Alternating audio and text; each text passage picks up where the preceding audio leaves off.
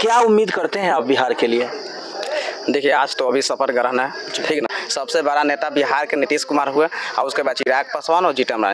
तीन बड़ा नेता होने के बावजूद भी एनडीए सरकार के गठन हो रहा है। तो उस सरकार के गठन होने के बाद ये तीन गो नेता की जिम्मेदारी बनता है कि बिहार के लिए जो कमी है बिहार में, जैसे बिहार में 20 साल से लगातार विशेष राज्य के दर्जा की मांग उठती आई है, तो नहीं कर पाएंगे लोग तो समझे कि इससे दुर्भाग्य कुछ नहीं हो सकता है। तो ये तीनों लोग अगर मिल के नहीं विशेष राज्य के दर्जा मांग सकते हैं तो क्या मांग सकते हैं कि एक एक सीट एनडीए के लिए जरूरी है। ये लोग पूरी तरह अपना मजबूती के साथ अपना मांग रखे और दम पूर्ति होगी। अगर ये लोग मांग में कमी करेंगे तो दिक्कत हो जाएगी। ठीक, इस बार तो ऐसा हुआ नहीं। अब इनको गठबंधन के साथ चलना है। जनता के लिए लाभ का जो बात है तो जनता को लाभ 5 साल में मिलना चाहिए। दोनों अगर पलट जाते हैं तो सरकार मतलब भी चली जा सकती है।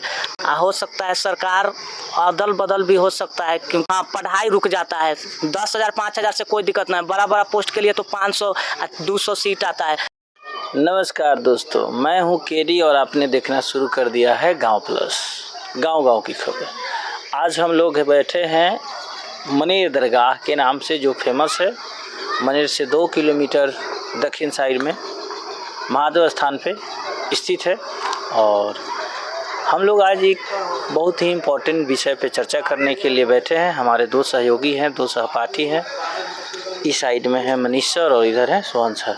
इनसे हम लोग ये जानेंगे कि जो एनडीए सरकार की आज गठन हो रही है, बोले तो भारत सरकार का जो आज गठन है, शपथ समारोह है बोल सकते हैं, मोदी 3.0 है, उसकी क्या खांचा रहेगी, बिहार को उससे क्या लाभ होगा, देश के उस पर क्या मतलब विचार है, इनसे हम लोग जानेंगे।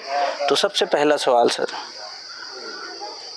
मोदी 3.0 क्या उम्मीद करते हैं आप बिहार के लिए?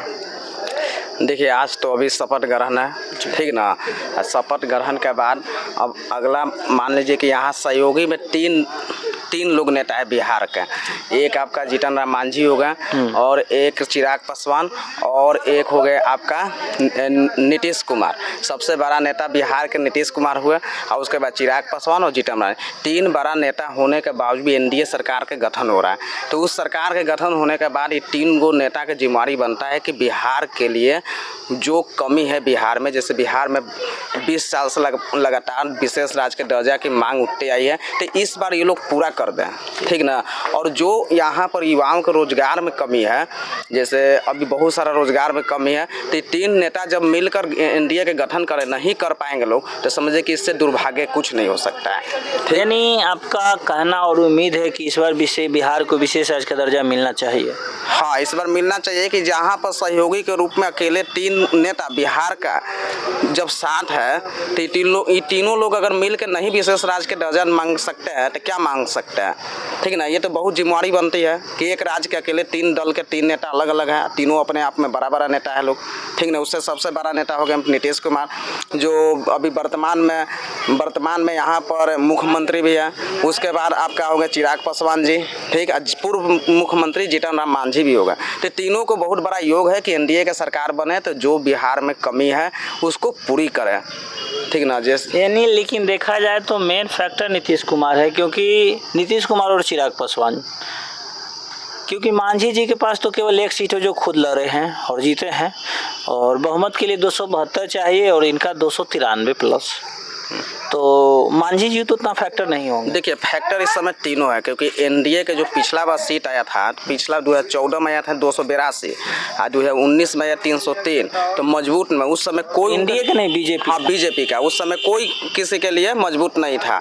छोटा दल जैसे हो गया आपका एनडीए, ठीक ना, एनडीए में जो सहयोगी। लेकिन इस समय की एक एक सीट एनडीए के लिए जरूरी है। ये लोग पूरी तरह अपना मजबूती के साथ अपना मांग रखे और दम पूर्ति होगी। अगर ये लोग मांग में कमी करेंगे तो दिक्कत हो जाएगी, ठीक ना। इनका कहना है कि 3 सहयोगी दल जो बिहार से बिलोंग करते हैं उनको महागठबंधन एनडीए सरकार में बहुत ज़्यादा पकड़ है, और इस बार चूँकि पूर्ण बहुमत नहीं है बीजेपी के एनडीए में, इसलिए इनको महत्व मिलना चाहिए और बिहार को विशेष राज्य की दर्जा मिलना चाहिए। चलिए सोहन जी, इस पे आपका क्या विचार? मेरा मानना है कि 10 साल से बीजेपी सरकार जो पूर्ण बहुमत के साथ आती थी, तो इस बार तो ऐसा हुआ नहीं। अब इनको गठबंधन के साथ चलना है, मतलब कि पूर्ण बहुमत तो अपना ला नहीं पाए हैं। तो 5 साल के अगर जहाँ तक योजना के बात है, चाहे जनता के लिए लाभ का जो बात है, तो जनता को लाभ 5 साल में मिलना चाहिए। क्योंकि जब बीजेपी जब अकेले जैसे कि सरकार में रही, तो ऐसे लोगों का मानना है कि पूर्ण बहुमत में यानी कि अपना इसका जैसे शासन तगड़ा रहा, किसी निर्णय को लेने के लिए इसको किसी दूसरे पार्टी या व्यक्ति पर डिपेंड नहीं रहना पड़ता था। लेकिन इस बार रहना पड़ेगा। इस बार इसका यही सबसे बड़ा मुद्दा होगा कि आप किसी भी निर्णय को लेने के लिए, कोई भी नियम को बनाने के लिए आपको किसी अन्य पार्टी पर निर्भर रहना है। जैसे कि अगर यह सरकार अगर देखा जाए तो यहाँ पर जनता का लाभ होगा, क्योंकि यहाँ पर अकेले तो पूर्ण बहुमत ला नहीं पाए हैं, अन्य के साथ गठबंधन किए हैं। अगर उसमें भी 2 पार्टी ऐसे हैं, मतलब कि वहाँ से अगर दोनों अगर पलट जाते हैं तो सरकार मतलब भी चली जा सकती है। तो उधर चंद्रबाबू नायडू का भी डिमांड है कि आंध्र प्रदेश को भी विशेष राज्य का दर्जा मिले। हाँ, चंद्रबाबू नायडू हो गए, चाहे यहाँ से नीतीश जी हो गए, तो ये दोनों में देखा जाए तो इनको यानी कि बोला जा रहा है कि ये पलटी वाला ही सरकार है। तो उनका भी अभी 10 साल से मांगे चल रहा है, और बिहार में भी अपना इनका मांग है बिहार विशेष राज्य के दर्जा के लिए। तो इससे लग रहा है कि 5 साल में कुछ मतलब अच्छा होगा जनता के लिए, क्योंकि इनका तो पूर्ण बहुमत है नहीं।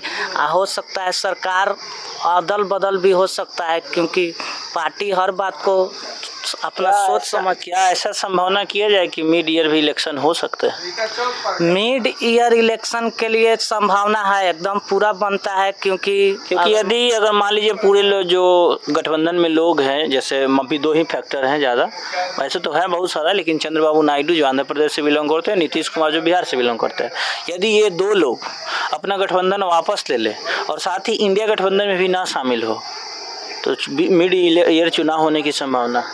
हाँ, हो जाएगी। वैसे भी 2026 में जो ये लोकसभा का सीट है, इसको बढ़ाने के लिए बोला गया।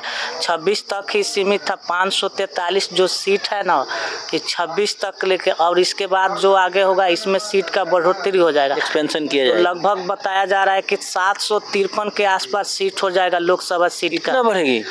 हालांकि 10 लाख आबादी पर एक सांसद चुने जाते हैं, तो आबादी के अनुसार बोला गया है, अपना जैसे भी कैलकुलेशन किए हो, लेकिन यहाँ 26 तक के लिए 543 सीट था। अगर पूरा तरीका से सरकार नहीं बनेगा तो है संभावना, लेकिन अब आगे कोई कुछ नहीं कह सकता है, आगे के लिए क्या होगा क्या नहीं होगा।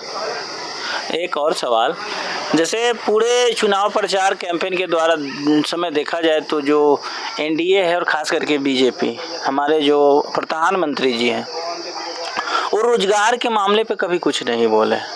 क्या आप उम्मीद कर सकते हैं, आप एक युवा हैं और बहुत सारे भारत के ऐसे युवा हैं जो भी प्रेजेंट में बेरोजगार हैं, कि रोजगार का सृजन किया जाएगा और उनको रोजगार मिलेगी? तो ऐसे तो देखा जाए तो रोजगार के बारे में पिछले सही में 5 साल से यानी कि कोई भी एग्ज़ाम को अगर लिया जा रहा है तो उसमें 5 साल लगा दिया जा रहा है। यहाँ तक कि पता चल रहा है कि फॉर्म भी नहीं निकल रहा है।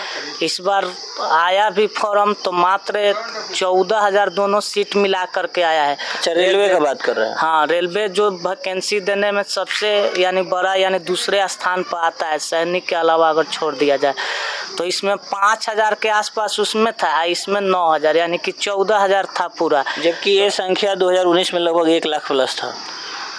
2019 में तो खासा अच्छा आया है वहाँ पर वैकेंसी। लेवल 1 का 1 लाख था और प्लस 45-42 कुछ वहाँ पर अच्छा था, लेकिन यहाँ पर आना चाहिए। लेकिन अब यहाँ बेरोजगारी के सही बहुत बड़ा मुद्दा है, क्योंकि लोगों के लिए दुख का कारण है। लोग गरीब परिवार से आकर ज़्यादातर पढ़ लिख रहे हैं, जो गरीब परिवार से अपने जीवन को अच्छा बनाने के लिए पढ़ रहे हैं, लेकिन ऐसा देखा जा रहा है कि न तो फॉर्म आ रहा है न ही एग्ज़ाम हो रहा है।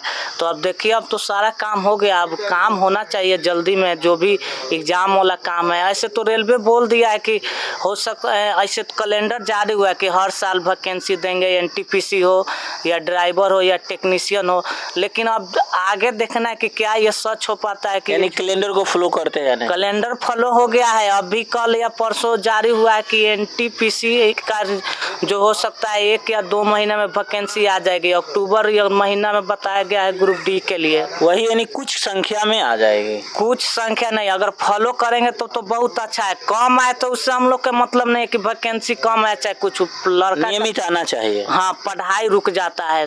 10,000 5,000 से कोई दिक्कत नहीं है। बड़ा बड़ा पोस्ट के लिए तो 500 200 सीट आता है। यहाँ पर दिक्कत हो जाता है कि एगो एग्जाम को लेने में इसे 5 साल 600 लगा देता है उसको ज्वाइनिंग कराने में। यही सबसे बड़ा मुद्दा हो जाता है। मान लीजिए कि 5 साल कोई अपना निरंतरण नहीं ना बना सकता है। यहाँ अभी भी भारत में बेरोजगारी का सबसे बड़ा जाल बना हुआ है। जाल में ऐसा है कि ज़्यादातर गरीब परिवार है, तो लगातार 5 साल 10 साल गरीब बच्चों के लिए पढ़ना बहुत मुश्किल काम हो जाता है। क्या उम्मीद करते हैं सर, रोजगार सृजन हो पाएगा? और रोज़गार तो सृजन होना बहुत ज़रूरी है। नहीं होगा तो फिर बीजेपी का जो सरकार बचा हुआ है वो भी चला जाएगा। अगर इस पर ये लोग यानी आपके कहने का मतलब है कि 29 में और बीजेपी की सीटें कम आएगी? हाँ, रोजगार पर काम नहीं करेगा लोग तो एकदम कम आएगी। लेकिन एनडीए के गठन जब सहयोगी दल का जिस दिन बैठक था उस दिन नीतीश कुमार का कहना है कि ये जो कुछ लोग जीते हैं अगला बार ये भी नहीं जीतेंगे। बड़ी मजाकिया अंदाज में कहें। देखिए, अब उनका उम्मीद होगा कि हो सकता है अगला बार इससे अच्छा काम करेंगे तब वो कहें, क्योंकि नीतीश कुमार बिहार का मुख्यमंत्री है। अब पूरा देश में भी एनडीए की सरकार बन रही है, तो वहाँ पर तो जो भी रोज़गार देना है केंद्र मोदी जी के देना है, ठीक ना। तो इस पर क्या उम्मीद है, अगर काम नहीं होगा, वैकेंसी नहीं आएगा या रोज़गार सृजन नहीं होगा हर क्षेत्र में, तो सरकार नहीं बनेगी। पहले वाला अब जनता बेवकूफ़ नहीं है। तो ये थे हम लोग महादेव स्थान में, और बिहार और पूरे देश के लिए, खास करके बिहार के लिए जो है विशेष राज्य की दर्जा और रोजगार तो पूरे देश को चाहिए। ये इन लोगों से इन 2 मुद्दाओं पे हमने चर्चा की, और इनको उम्मीद है कि जो एनडीए सरकार है यानी मोदी 3.0 है, जो युवाओं को बेरोजगार नहीं रहने देगा, बिहार को गरीब नहीं रहने देगा, विशेष राज्य की दर्जा मुहैया कराया जाएगा। और नीतीश कुमार, श्री चिराग पासवान जी और श्री जीतन मांझी जी, जो 3 दल हैं एनडीए के साथ, वो दबाव बनाएंगे और बिहार को विशेष राज्य की दर्जा दिलाएंगे। यही है इन लोग का कहना। तो चलिए, आप भी अपना सुझाव दे सकते हैं कमेंट बॉक्स में कि क्या बिहार को विशेष राज्य का दर्जा मिलेगा, नहीं मिलेगा, क्या क्राइटेरिया रहेगा। धन्यवाद।